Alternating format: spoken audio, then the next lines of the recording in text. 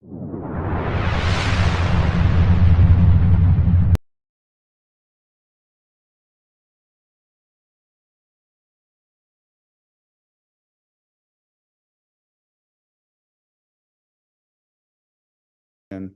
I'm going to use a philosophy that was developed by a Tohono O'odham elder and scholar, Camillus Lopez, who is greatly missed, I should say, that kind of has this philosophy that he took from some of the stories he heard, from origin stories he heard, to develop these ideas. Okay.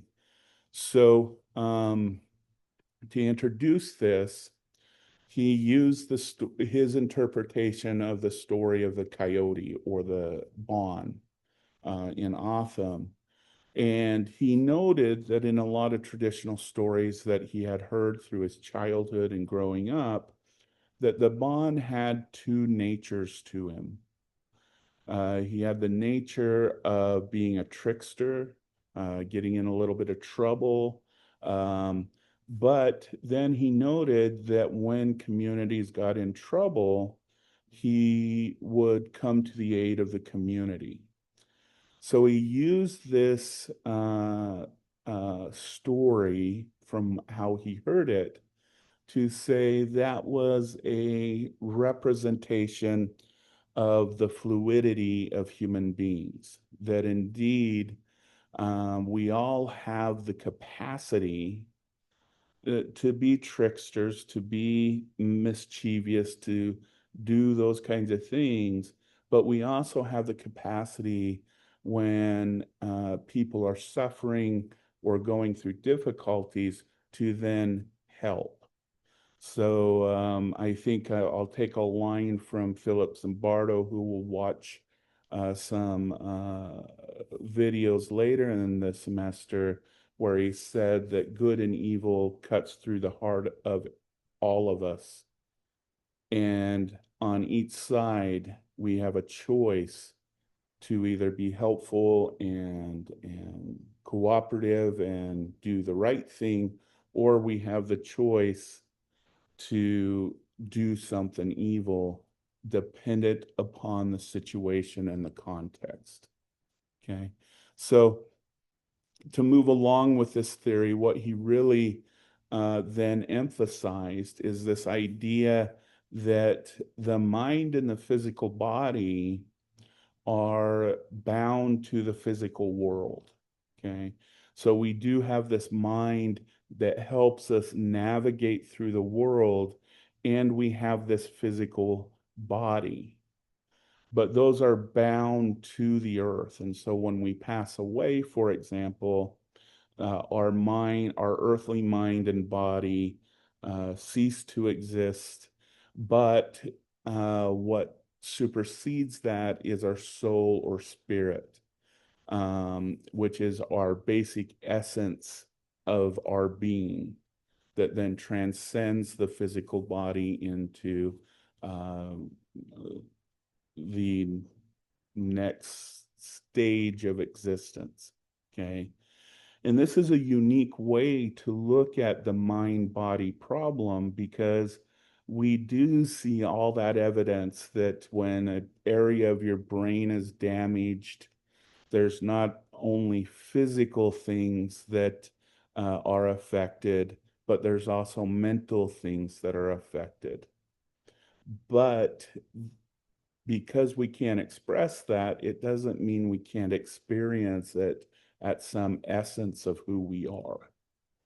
And so that is kind of how he interprets that mind body problem, is providing that other part of us that transcends the physical world, but leaves the mind and body in the physical space. So as we think about this, and we won't go over these, we've spent a lot of time talking about all these, so I'm not going to go over this table. It's more of a visual, so you can kind of think about the journey we've been on so far. is when we think about this mind and body, I think of a book called Man's Search of Meaning by Viktor Frankl. And in that book, he writes about his experience being in concentration camps. He was a psychiatrist who was Jewish, and so he was taken, separated from his family and everything else. And he made some very interesting observations about who survives in concentration camps and who doesn't. Okay.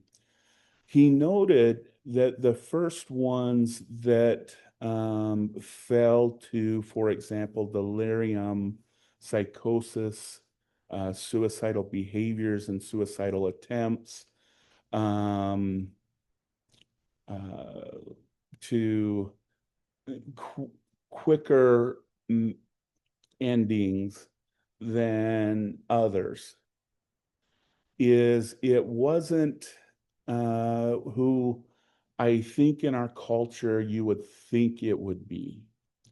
He noted that the first to succumb to the concentration camp, not necessarily by being picked for elimination, because they were very strong physical individuals, but he noted that the first people who tended to succumb to the concentration camp and end life earlier instead of surviving through the concentration camps were those hardy survivalists.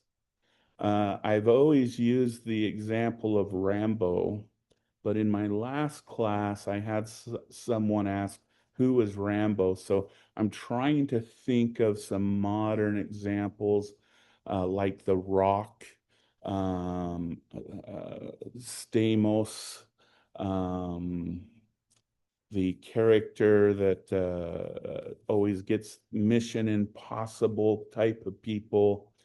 Those type of individuals were the first to succumb to the concentration camps and couldn't take the suffering that they had to deal with. What he noted is that the individuals who survived were those who just went ahead and surrendered their physical body, but not their mind.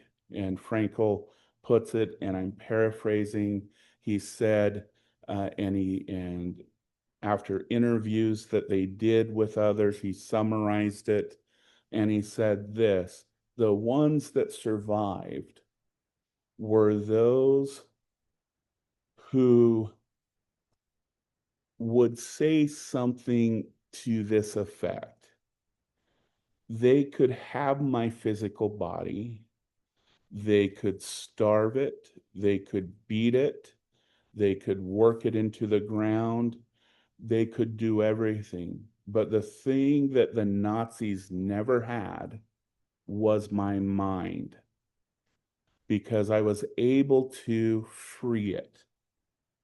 I was able to think about my family, think about my God, and those are things that the Nazis never were able to take from me. And so I let them have my body. And so I kind of want you to think about that statement as you're thinking about your mind-body philosophy and your nature of human philosophy, as we kind of think about this by me stopping the PowerPoint and asking you guys what you think about these two kind of final concepts that we talked about in the philosophy section.